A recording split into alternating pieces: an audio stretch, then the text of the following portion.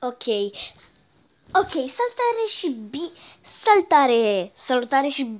salutare și bine v-am regăsit la un episod de Piggy Boom.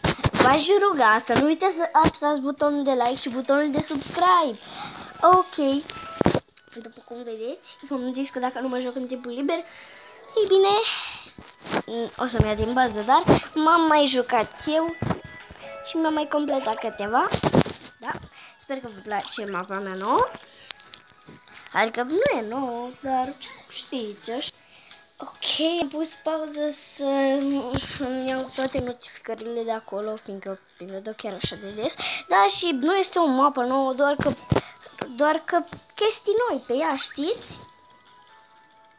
Fiindcă ieri am avut foarte mulți bani și n-am mai avut până acum, dar am zis să păstrez pentru episod niște spinuri, adică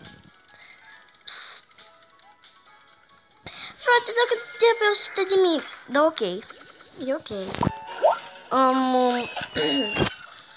Da, așadar, habar nu ce să mai zic. Deci habar nu am despre ce vorbeam. Da, ieri am avut cu mai mulți, foarte mulți bani. Ok. Deci sper că și astăzi vom avea.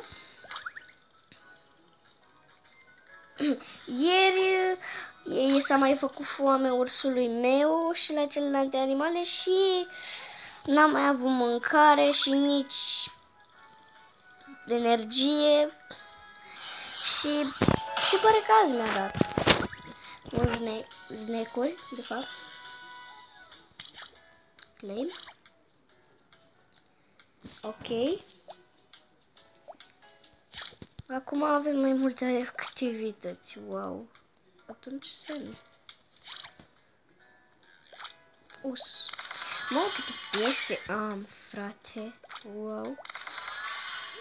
Și am două la fel. Ok. Să vedem dacă mai sunt piese. Nu. Ce dacă am o viziune? Ok. Da, sper să vă placă acest episod de Piggy Boom. Fiindcă îmi place foarte mult jocul ăsta. Și chiar e super.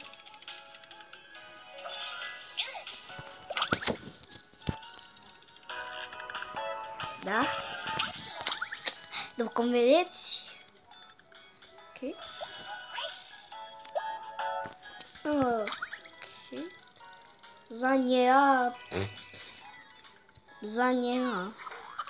Da, îmi place ăsta, da. Sau prima. Ok, are foarte mulți bani. Mamă, și eu am foarte mulți bani. Uitați-vă și voi. Am ca ieri de mulți. Adică nu chiar la egalitate. Doar că am de astea cu 3 numere. E super. Bun. Deci voi la cât mai mulți bani ca să ne terminăm baza în acest episod minunat de Piggy Boom.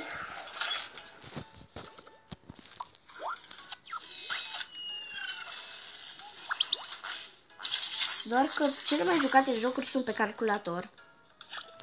Adică ca și Roblox și alte chestii. Club Penguin se închide în martie și asta e cam trist. Fiindcă alții au mai vrut să se joace și da.